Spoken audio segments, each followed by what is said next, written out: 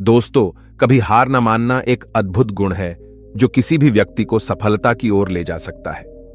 यह वह शक्ति है जो हमें चुनौतियों का सामना करने और अपने लक्ष्यों को प्राप्त करने में मदद करती है। दृढ़ता के बिना हम आसानी से हार मान सकते हैं और अपने सपनों को छोड़ सकते हैं।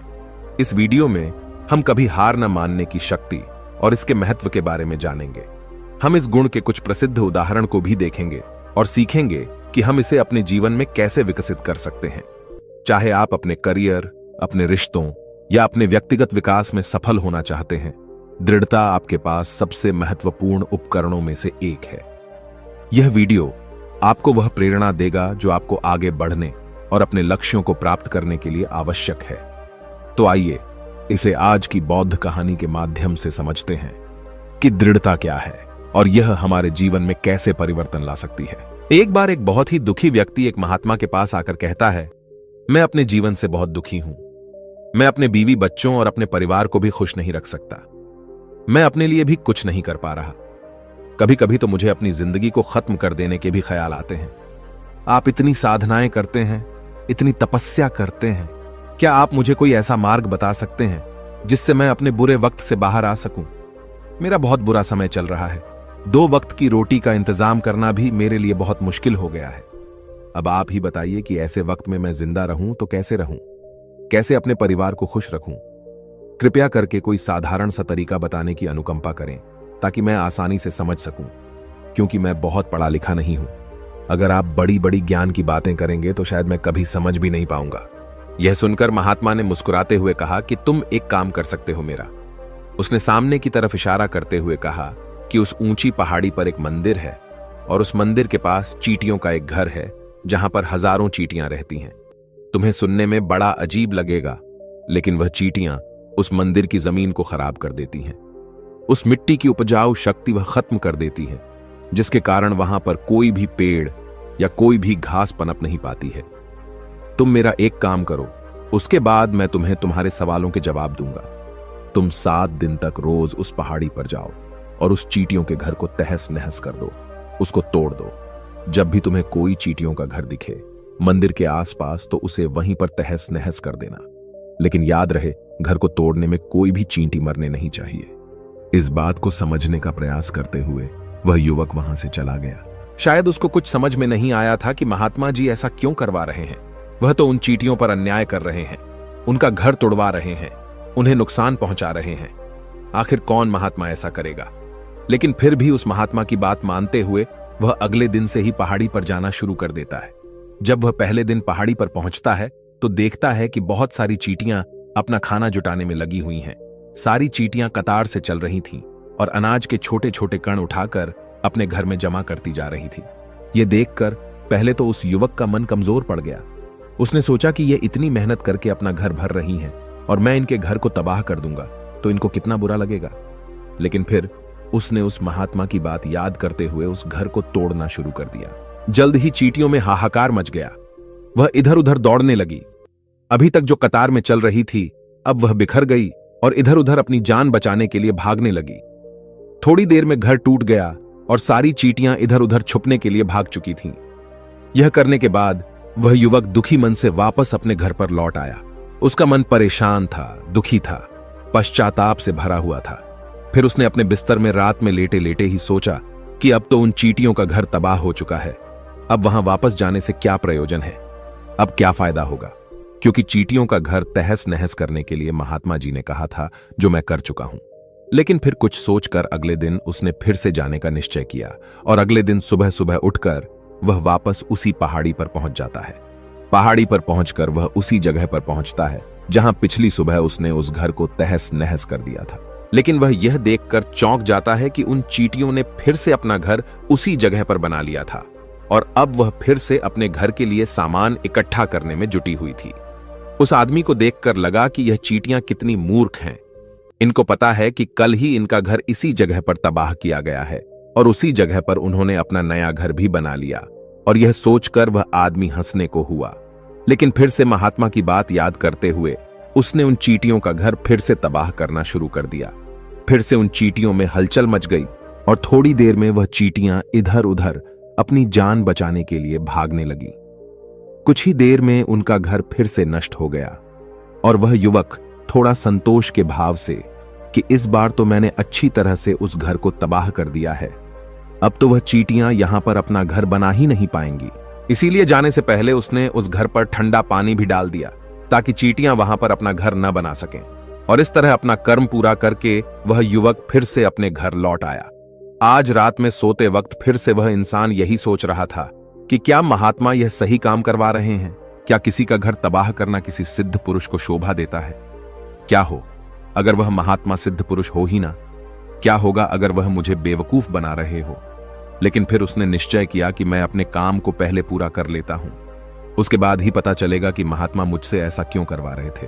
और यही सोचकर वह रात में सो जाता है। अगले दिन सुबह उठकर वह फिर से उसी पहाड़ी की ओर निकल जाता है। पहाड़ी पर पहुंचकर वह उसी जगह पर पहुंचता है जहां पर उसने उनके घर को तबाह कर दिया था, और वह यह देखकर खुश हो जाता है कि वहां पर कोई भी घर नहीं था। सारी चींटियां वहां से भाग चुकी थीं। अब उसने सोचा कि अब मेरा रोज रोज आने का क्या प्रयोजन, क्योंकि चींटियां तो अपना घर बदल चुकी हैं और महात्मा जी ने मुझे 7 दिन आने के लिए कहा था, लेकिन आज तो तीसरा ही दिन है। अब बाकी 4 दिन वापस आने का क्या प्रयोजन?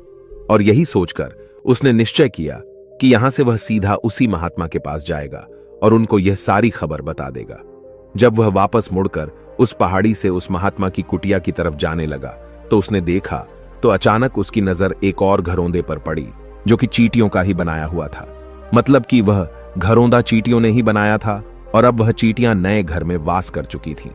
यह नया घर उनके पुराने घर से थोड़ी ही दूरी पर था और जब उस युवक की नजर उस घरौंदे पर पड़ी तो उसने सोचा कि शायद महात्मा को पता था कि यह चींटियां अपना घर यहां से बदलकर किसी दूसरी जगह पर बना लेगी, इसीलिए उन्होंने मुझे 7 दिन आने के लिए कहा था। और यह विचार करके वह उसका नया घर भी तोड़ने के लिए पहुंच जाता है। जब वह वहां पहुंचा तो चींटियां उसी तरह अपने कार्य में लगी हुई थीं। वह अपने लिए खाना इकट्ठा कर रही थी और अपने घर में जमा करती जा रही थी।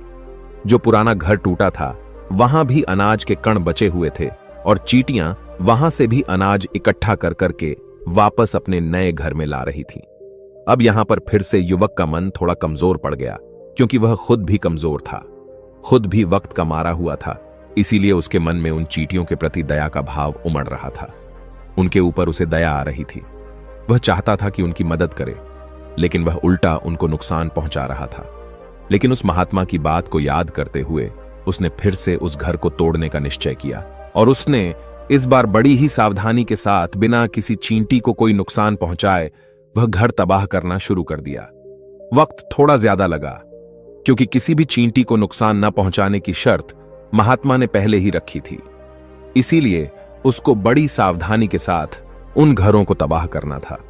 लेकिन आखिरकार उसने उस घर को भी तबाह कर दिया और उस घर को तबाह करने के बाद वह बड़े ही दुखी मन से, इस बार वह पहले से भी ज्यादा दुखी था, क्योंकि उसने उनका नया घर भी तोड़ दिया था। वह उन चींटियों को बसने ही नहीं दे रहा था और वह अब अपने आप को शैतान या दानव समझने लगा था। लेकिन फिर भी उस महात्मा की बात को मानते हुए वह अपने घर पर दुखी मन से वापस आ गया। रात में सोने से पहले एक बार उसने फिर से सोचा कि मैं कितना बड़ा शैतान हूं, कितना बड़ा दानव हूं। पुराना घर तो छोड़ो, मैं उन चींटियों को कहीं भी बसने के लिए कोई जगह ही नहीं दे रहा हूं। वह चींटियां मेरे बारे में क्या सोचती होंगी? वह कितना दुत्कारते होंगे उस परमात्मा को जो मेरे द्वारा यह काम करवा रहा है। लेकिन फिर भी उसने अगले दिन जाने का निश्चय किया और अगले दिन सुबह सुबह वह फिर से वहां पर पहुंच गया। वह यह देखकर फिर से आश्चर्यचकित रह जाता है कि इस बार चींटियों ने एक और नई जगह पर अपना घर बना लिया था।